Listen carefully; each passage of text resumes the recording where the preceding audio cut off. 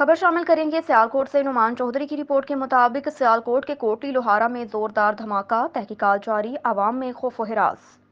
30 अक्टूबर 2024 की शाम सियालकोट के इलाका कोटली लोहारा में एक जोरदार धमाका हुआ था।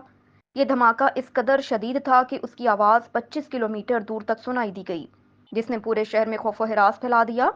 मुकामी लोगों का कहना था कि धमाके की शिद्दत ने उन्हें 1965 और 1971 की जंगों की याद दिला दी। धमाके के फौरन बाद सियालकोट की पुलिस, इंटेलिजेंस इदारे और रेस्क्यू 1112 की गाड़ियों को मौके पर पहुंच गईं। अहले इलाके का कहना था कि पुलिस और रेस्क्यू की गाड़ियों को देखकर ऐसा लगता था जैसे किसी बड़ी जंग की तैयारी की जा रही हो। ताहम जब फॉरेंसिक टीम ने मौके का मुआयना किया तो धमाके के मवाद के आसार तलाश करने में नाकाम रही। जे न्यूज़ के ब्यूरो चीफ सियालकोट नुमान चौधरी ने मौके पर जाकर आवाम के लिए वीडियोस बनाई ताकि वो धमाके के मुकाम की नवैयत को देख सकें। वीडियो में दिखाया गया कि धमाका एक खुले खेत में वाक़ एक ट्यूबवेल वाले कमरे में हुआ, जिसका साइज तकरीबन 10 बाय 11 फीट था। धमाके की शिद्दत की वजह से कमरे का मलबा दूर दूर तक बिखर गया।